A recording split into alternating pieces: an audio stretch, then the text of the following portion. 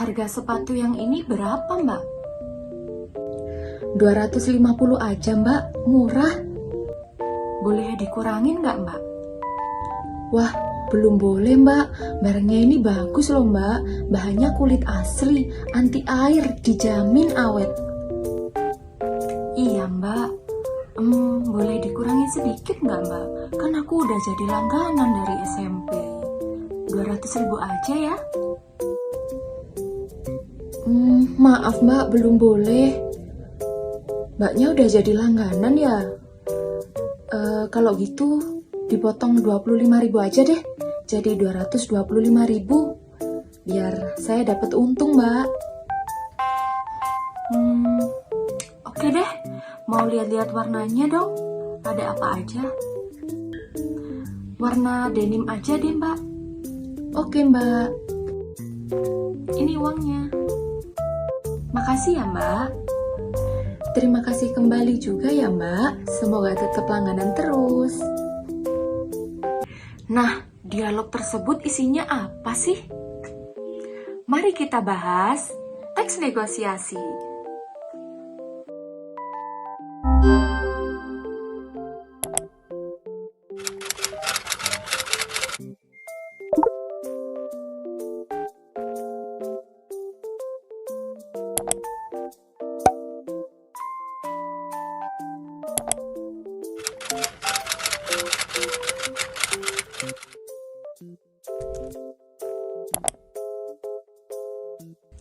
Assalamualaikum warahmatullahi wabarakatuh. Halo teman-teman, perkenalkan nama aku Puput Afat. Kali ini kita akan membahas apa sih teks negosiasi itu? Kalian pernah nggak sih mau beli sesuatu tapi barangnya mahal banget? Terus apa yang kalian lakukan? Kalian diem aja? Atau kalian ada proses tawar-menawar terlebih dahulu?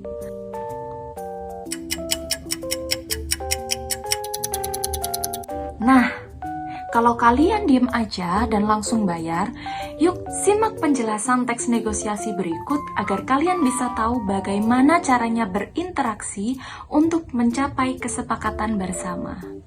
Let's go!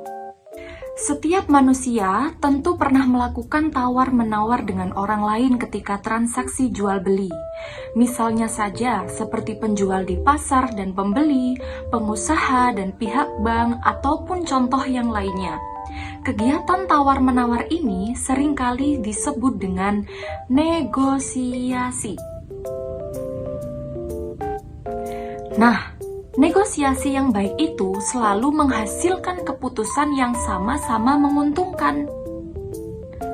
Di mana tujuan dari adanya negosiasi adalah memperoleh kata sepakat.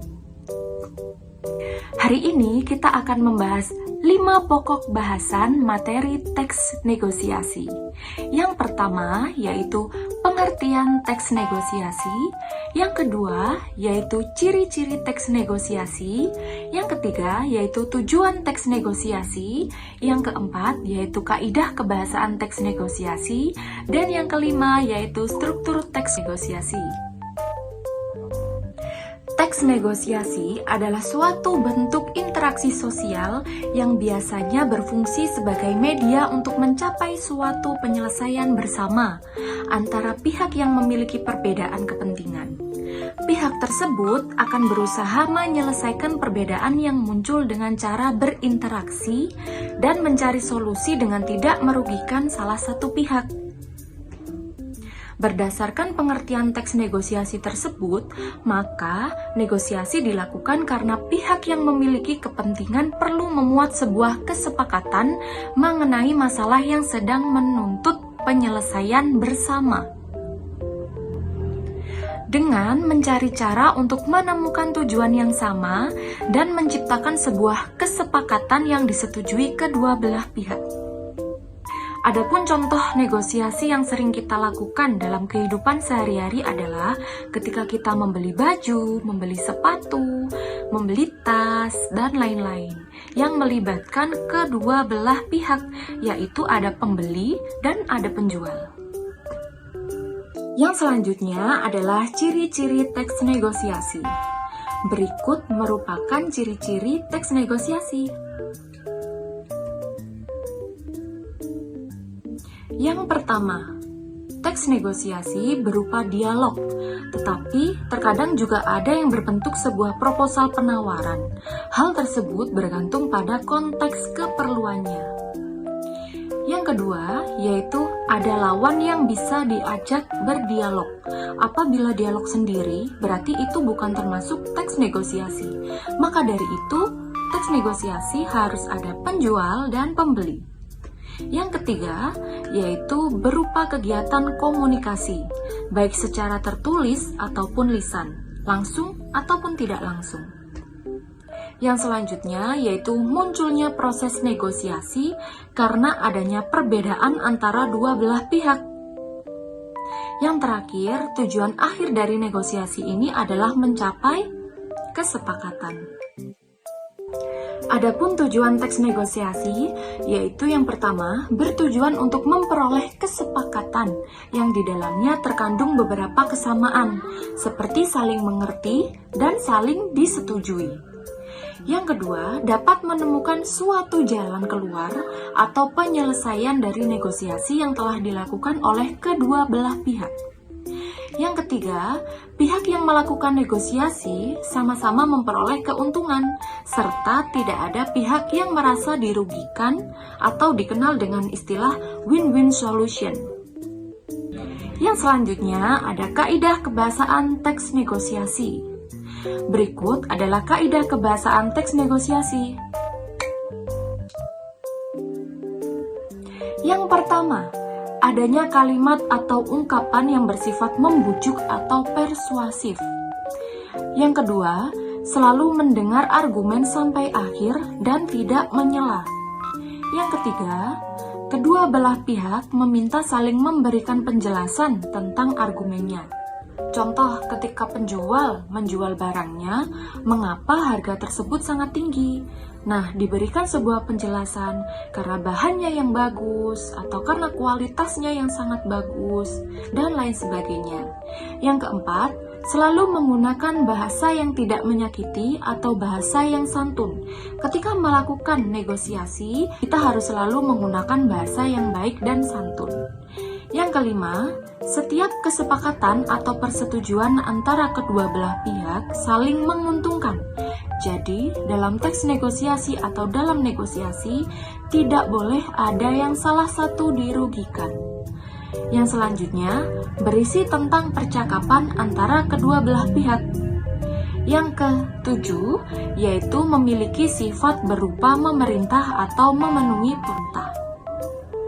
Dengan kaidah kebahasaan teks negosiasi tersebut, maka ketika kita membuat teks negosiasi atau melakukan negosiasi, sebaiknya tetap memperhatikan supaya negosiasi yang dilakukan dapat berhasil.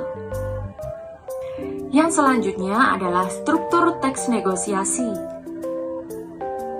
Berikut adalah strukturnya. Yang pertama adalah orientasi. Orientasi yang dimaksud di sini adalah intro pengenalan ataupun salam pembuka. Apabila menggunakan bahasa interaksi dengan pihak lain, dapat dikatakan hal itu sebagai ajang untuk basa-basi terlebih dahulu. Di dalam teks negosiasi ada urutan dan juga etikanya. Tidak boleh langsung membuat negosiasi secara langsung. Yang kedua yaitu permintaan.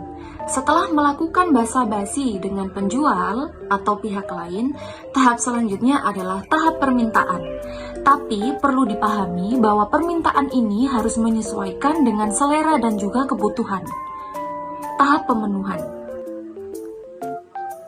Pemenuhan tersebut lebih fokus pada penyedia barang dan juga jasa. Apakah pihak dapat memenuhi permintaan kamu atau tidak? Yang selanjutnya ada penawaran. Di sini kita sudah masuk ke dalam tahap penawaran. Apabila tahap-tahapan di atas sudah cukup, maka akan terjadi penawaran. Apabila harga yang ditawarkan belum cocok atau belum sesuai, kamu bisa melakukan negosiasi sebelum akhirnya kamu akan memutuskan sepakat atau menolak. Yang selanjutnya adalah tahap persetujuan.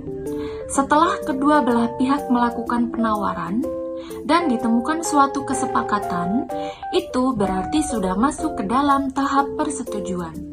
Dalam tahap ini sebaiknya dilakukan tanpa ada paksaan. Bila sudah cocok dan sesuai di antara kedua belah pihak, barulah dilakukan transaksi pembelian.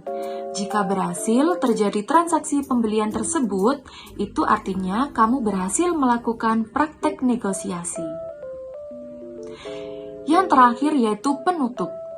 Pada bagian penutup akan terjadi kesepakatan, dengan begitu transaksi dan juga penawaran pun selesai. Apabila di awal kamu melakukan basa-basi, maka sebaiknya harus ditutup dengan kalimat yang sesuai agar bisa memberikan kesan yang baik kepada pihak penyedia atau pembeli. Nah, kesimpulan yang kita dapat ambil hari ini yaitu teks negosiasi adalah sebuah proses interaksi antara kedua belah pihak yang harus mencapai sebuah kesepakatan. Maka dari itu, kalian harus memiliki kemampuan negosiasi dalam kehidupan sehari-hari agar berguna untuk diri kalian. Sekian materi teks negosiasi pada pertemuan kali ini.